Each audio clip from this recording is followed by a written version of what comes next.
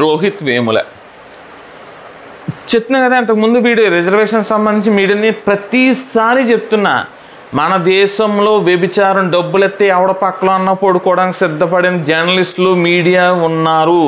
వీళ్ళే మన దేశానికి అతిపెద్ద శత్రువులు. మన దేశాన్ని ఒంట్లోకి దూరిన ఒక వైరస్ లాగా లోపల నుంచి తినేస్తూ మన దేశాన్ని సర్వనాశనం చేస్తుంది వీళ్ళే, ఈ వ్యభిచారులే చేస్తున్నారు. రోహిత్ వేముల దానికి బీజేపీ వాళ్ళ మీద గెంటేశారు, స్మృతి ఇరానీ మీద గెంటేశారు, నానా బీభత్సం చేసేసారు. లోక్సభలో రాహుల్ గాంధీ అయితే పెద్ద స్పీచ్ కూడా ఇచ్చాడు.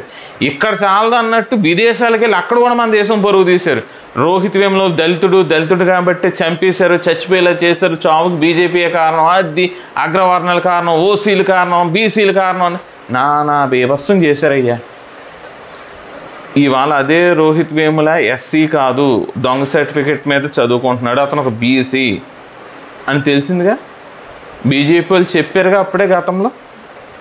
మరి ఇవాళ తెలంగాణ పోలీసులే అతను ఆత్మహత్య చేసుకోవడానికి కారణం అతను బీసీ, ఎస్సీ కాదు బీసీ అనే విషయం బయట పడితే తన పరువు పోతుంది, అందరూ హేళన చేస్తారనే భయంతో సూసైడ్ చేసుకుని చనిపోయాడు అని తెలంగాణ పోలీసులే చెప్పారుగా. మరి తెలంగాణలో బీజేపీ అధికారం లేదు కదా, కాంగ్రెసే కదా అధికారంలో ఉంది.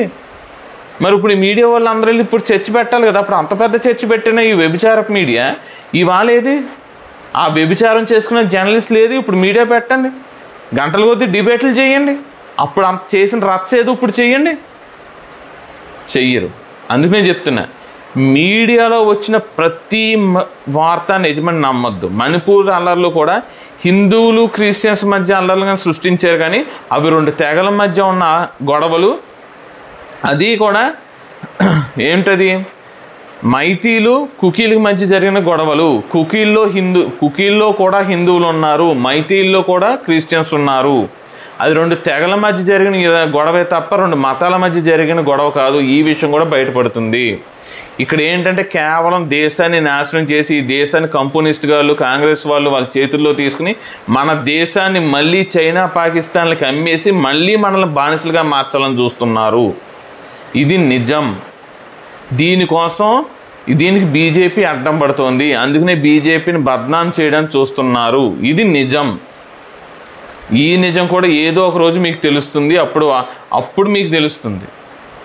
ఈరోజు రోహిత్ వేముల గురించి ఎస్సీలు అంత గొడవ చేశారు. ఆ రోజు కాంగ్రెస్, కమ్యూనిస్ట్ గాళ్ళు, మీడియా, అంతర్జాతీయ మీడియా, మానవ హక్కు సంఘాలు, పౌర హక్కు సంఘాలు, తోటకూర కానీ మశానంగా అందరూ వచ్చి గొడవ చేశారు. కానీ ఇవాళ నిజం తెలిసింది. రోహిత్ వేముల కేవలం తను దొంగ ఎస్సీ సర్టిఫికేట్ తీసుకున్నాడు. ఈ విషయం తెలిస్తే అందరూ హేళన చేస్తారు, పరువు పోతుందని భయంతో సూసైడ్ చేసుకుని చనిపోయాడని తెలంగాణ పోలీసులే కేసు క్లోజ్ చేశారు. తెలంగాణలో అధికారంలో ఉన్నది కాంగ్రెస్. తెలుసుకోండి, ఇప్పటికైనా తెలుసుకోండి. మీడియాలో వచ్చే ప్రతిదీ నిజమని నమ్మొద్దు. నిజం నెమ్మదిగా బయటకు వస్తుంది. మీ అంతటి మీరు నెట్ ఉన్నది, నెట్ వాడడం, మొబైల్ వాడడం వస్తే ఒకసారి వెతకండి, నిజాలు తెలుస్తాయి. కొన్నిసార్లు మనకు నిజాలు తెలియకపోవచ్చు, నిజాలు మరుగున పడిపోవచ్చు, కానీ నిజం ఏదో రోజు ఖచ్చితంగా బయటకు వస్తుంది, ఖచ్చితంగా బయటపడుతుంది. కాబట్టి వెయిట్ చేయండి. మీడియాలో వచ్చింది కదా గుడ్డిగా నమ్మేసి రోడ్లు మాత్రం ఎక్కేది.